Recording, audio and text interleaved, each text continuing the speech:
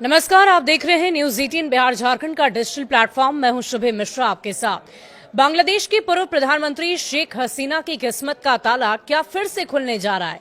क्या शेख हसीना दोबारा बांग्लादेश की कमान संभालने जा रही है? सुनकर आप चौंकिए मत, क्योंकि ये दावा बांग्लादेशी छात्रों की नवगठित एनसीपी कर रही है। और एनसीपी का यह आरोप है कि देश की सेना हसीना को फिर पीएम बनाने की फिराक में लगी हुई है। बांग्लादेश की सेना क्या शेख हसीना को फिर से प्रधानमंत्री बनाने की जुगत कर रही है? क्या सेना बांग्लादेश में मोहम्मद यूनुस का तख्ता पलट करने वाली है? ये दावा बांग्लादेश के उन्हीं छात्रों की ओर से किया जा रहा है जिन्होंने अगस्त 2024 में शेख हसीना को प्रधानमंत्री पद से अपदस्थ कर दिया था। और छात्रों के इसी आंदोलन के चलते शेख हसीना को अपने देश को छोड़ना पड़ गया था। मगर क्या बांग्लादेश ने बाजी फिर से पलटने की कोशिश की है? क्या वाकई मोहम्मद यूनुस की सरकार का तख्ता पलट होने वाला है? बांग्लादेश में तख्ता पलट का आरोप लगाकर छात्रों के नवगठित राजनीतिक दल एनसीपी ने खलबली मचाकर रख दी है।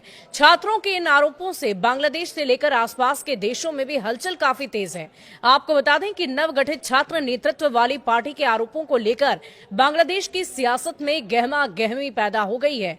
मगर छात्रों ने ये आरोप किस आधार पर लगाया, इसका खुलासा उन्होंने अब तक नहीं किया है। उन्होंने साफ तौर पर सेना को निशाने पर लिया और छात्रों का कहना है कि सेना अपदस्थ प्रधानमंत्री शेख हसीना की आवामी लीग की बहाली की योजना बना रही है। सेना ने छात्रों की पार्टी एनसीपी के इन आरोपों को हास्यास्पद और मनगढ़ंत कहानियां बताते हुए सिरे से खारिज कर दिया।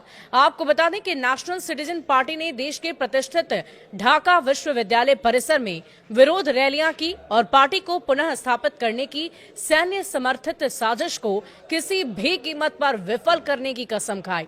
स्वीडन स्थित बांग्लादेश केंद्रित समाचार चैनल को जारी एक बयान में सैन्य मुख्यालय ने कहा कि ये एक राजनीतिक हथकंडे के अलावा और कुछ भी नहीं था। सेना ने इन दावों को हास्यास्पद और मनगढ़ंत कहानी भी बताया।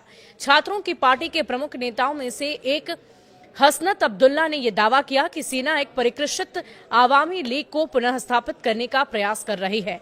एनसीपी की ओर से ढाका विश्वविद्यालय परिसर में विरोध प्रदर्शन के दौरान अब्दुल्ला के सैकड़ों समर्थकों ने सेना प्रमुख के खिलाफ नारे लगाए और ये मांग की कि हसीना और उनके साथियों को मुकदमे के साथ फांसी पर लटका दिया जाए।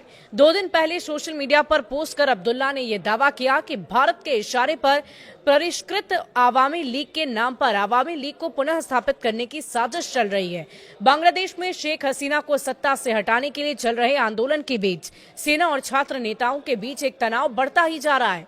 नई गठित जातीय नागरिक पार्टी एनसीपी के प्रमुख आयोजक हसनत अब्दुल्ला ने सेना प्रमुख जनरल वकारुज़्ज़मान को लेकर एक बहुत बड़ा दावा कर दिया है। हसनत के अनुसार जनरल जमान नोबेल पुरस्कार विजेता मोहम्मद यूनुस को सलाहकार के रूप में नियुक्त करने के इच्छुक नहीं थे। और एक वायरल वीडियो में हसनत अब्दुल्ला ने कहा कि सेना प्रमुख ने मोहम्मद यूनुस की साख पर सवाल उठाते हुए उन्हें इस भूमिका के लिए उपयुक्त नहीं माना। जनरल जमान ने यह भी कहा कि यूनुस का नोबेल पुरस्कार विजेता होना और उसकी सुधारवादी छवि के बावजूद ये जिम्मेदारी के लिए सही व्यक्ति नहीं है। सेना प्रमुख ने देशों की बागडोर सही हाथों में सौंपने की जरूरत पर जोर दिया और लेफ्टिनेंट जनरल मोहम्मद फैजुर रहमान और सेना प्रमुख जनरल वकारुज़्ज़मान के बीच मतभेदों ने भी स्थिति को काफी जटिल बना दिया है।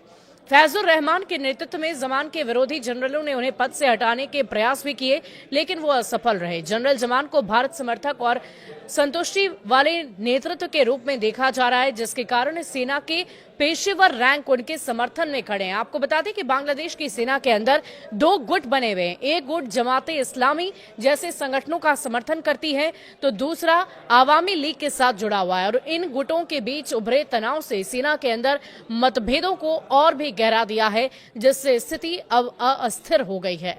शुक्रिया।